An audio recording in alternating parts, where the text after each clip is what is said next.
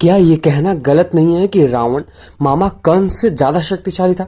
तो चलिए फिर इसके बारे में जानते हैं।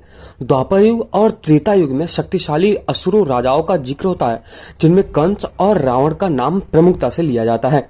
दोनों के बीच की शक्तियां, विद्या और बुद्धि में कौन श्रेष्ठ था, इसके बारे में हम जानते हैं।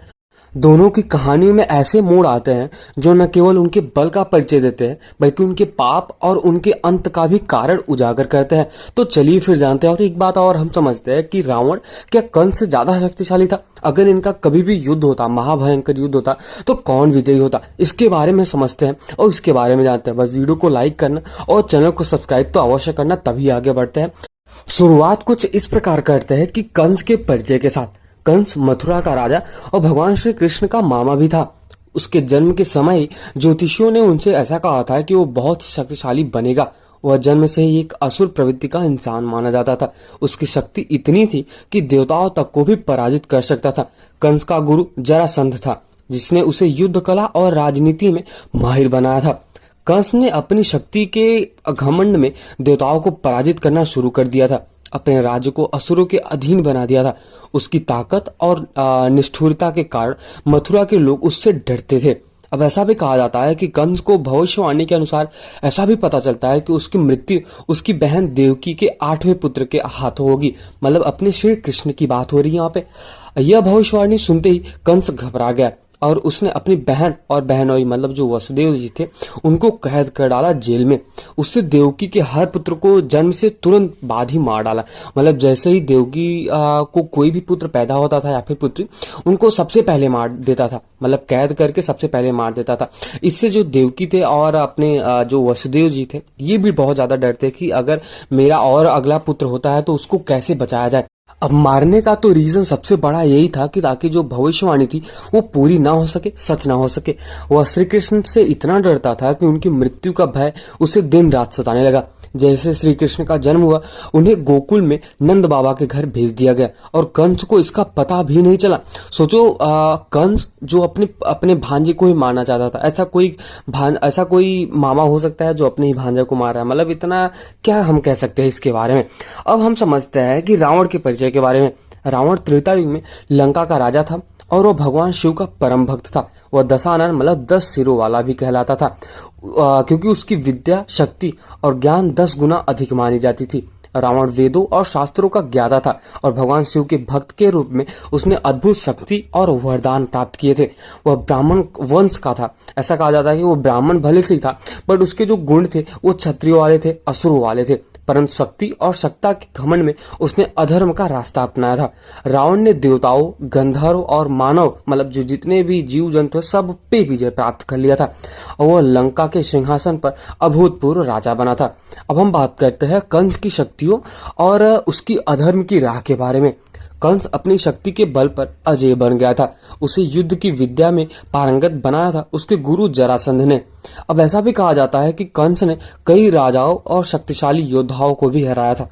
मथुरा ने अपना अधर्म का साम्राज्य खड़ा किया। उसने अनेक निर्दोष लोगों को भी मारा था और देवकी व वसुदेव को कैद करके अपनी क्रूरता का परिचय दिया था। कंस इतना बड़ा पापी इसलिए बना क्योंकि उसने भविष्यवाणी के भय से जीना शुरू कर दिया था। उसे इस बात का डर हमेशा लगता रहता था कि कहीं श्री कृष्ण उसे मार न दे, और यही भय उसे निष्ठुरता के रास्ते पर ले गया और उसका जो अंत है वो यही इसका ही कारण बना। अब हम बात करते हैं रावण की शक्ति और उसके अहंकार के बारे में। जैसा कि मैं आपको बताना चाहूंगा कि रावण ने भी अपने बल और बुद्धि का दुरुपयोग ही किया था। उसे ब्रह्मा और भगवान शिव से वरदान प्राप्त था, जिससे कारण वह अमरत्व का आभास पता चला था। उसे कोई देवता, दानव या मानव नहीं मार सकता था। वह वेदों का ज्ञाता भी था और उसके पास मायावी शक्तियां भी थी। लेकिन सीता का हरण करके उसने अपने अधर्म का रास्ता चुन लिया।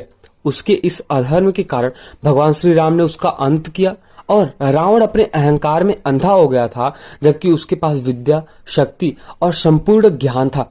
परंतु अपने ही कर्मों के कारण उसने अपना सर्वनाश कर डाला। अब हम बात करते हैं कंस और रावण में तुलना, मतलब कौन सबसे ज्यादा शक्तिशाली था। अगर इनकी कभी भी युद्ध होती, महाभयंकर युद्ध होता भी, तो दोनों राक्षस या फिर इनको राक्षसी कह सकते हैं, मतलब कंस को भी और रावण को भी महापापी भी कह सकते हैं। तो अगर इनका कभी भी महायुद्ध, महाभयंकर युद्ध होता तो कौन जीतता, इसके बारे में समझते हैं। कंस और रावण दोनों ही अपनी अपनी शक्तियों में अद्वितीय थे। कंस की शक्ति शारीरिक बल, गुरु जरासंध के ज्ञान और अपनी निर्दयता में थी। उसने कई ऐसे यज्ञ और धर्म स्थलों को नष्ट किया था। और वहीं अगर हम बात करें दूसरी ओर रावण की शक्ति उसके तप और उसके वरदानों में थी। रावण के पास मायावी शक्तियां थी और वहीं कंस के पास कुछ भी नहीं था, मतलब ऐसा मायावी शक्ति या फिर ऐसा कुछ भी नहीं था। विद्या और ज्ञान की दृष्टि से रावण कंस से कहीं अधिक शक्तिशाली था। जैसा कि मैं आपको बताना चाहूंगा कि भले से ही रावण इतना बड़ा पापी था या फिर उसके अंदर जो राक्षसी गुण थे वो थे, लेकिन एक बात तो मानना पड़ेगा, एक बात तो तय है कि जो रावण था वो बहुत ही बड़ा पंडित था, बहुत ही बड़ा विद्वान था, वेदों का ज्ञाता था, शास्त्रों का ज्ञाता था। उसके साथ ही साथ उसने भगवान ब्रह्मा और शिव से अमृतत्व का ज्ञान प्राप्त किया था। तो आप समझ सकते हो कि उसकी जो दृष्टिकोण थी, मतलब समझने की जो क्षमता थी, वो कितना अधिक था कंस के कंपेयर में। और यहीं अगर हम बात करें कंस की, कंस के पास ऐसा कुछ भी नहीं था कि उसने ना ही भगवान से उतना ज्यादा वरदान प्राप्त किया था और ना ही अमर होने का उसने वरदान लिया था। और ऐसा भी कहा जाता है कि उसने मतलब कुछ ज्यादा शक्तिशाली तो नहीं था, मेरे हिसाब से ऐसा देखा जाए। हाँ, ये कह सकते हैं कि भगवान श्री कृष्ण को मारना चाहता था, लेकिन ऐसा अगर हम बात करें रावण की, तो रावण के अंदर ऐसा तो कुछ था ही नहीं। उसने सीधा इंद्र को पराजित किया अपने पुत्र की सहायता से, मतलब जो इंद्रजीत था, मेघनाथ, और कुंभकर्ण की सहायता से इंद्र को परास्त किया और साथ ही साथ अमृतत्व का भी ज्ञान लिया, भगवान शिव को भी पूजा। और ऐसा भी नहीं था कि वो कभी भी भगवान को नहीं पूजता था, हमेशा मतलब डेली वो भगवान का नाम लेता था। भले ही ऐसा बोलता था कि रावण हमेशा महान है या फिर राम उससे नहीं जीत पाएगा, लेकिन फिर भी रावण की जो शक्तियां थी वो असीम थी और बहुत ही ज्यादा शक्तिशाली था रावण। अब यही हम बात करें कंस और श्री कृष्ण का युद्ध।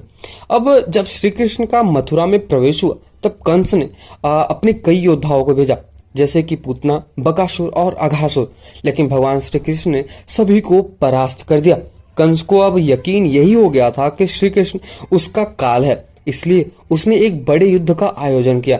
जब भगवान श्री कृष्ण और बलराम मथुरा आए तो कंस ने उन पर अपने सभी शक्तिशाली बलशाली योद्धाओं को भेज दिया। अंततः श्री कृष्ण ने कंस को पराजित कर उसका वध कर दिया और मथुरा के उसके आतंक से मुक्त कर दिया था। अब हम बात करते हैं रावण और भगवान श्री राम के युद्ध के बारे में। रावण ने सीधा माता सीता का हरण किया और भगवान श्री राम से दुश्मनी की मोल ली। भले से ही रावण इतना बड़ा शक्तिशाली था, लेकिन उसने भगवान से ही पंगा लिया। अब लंका में हुए इस महायुद्ध में रावण ने अपने समस्त शक्ति और माया का उपयोग किया, परंतु भगवान श्री राम ने अंततः उसका वध किया, उसके पुत्रों का वध किया।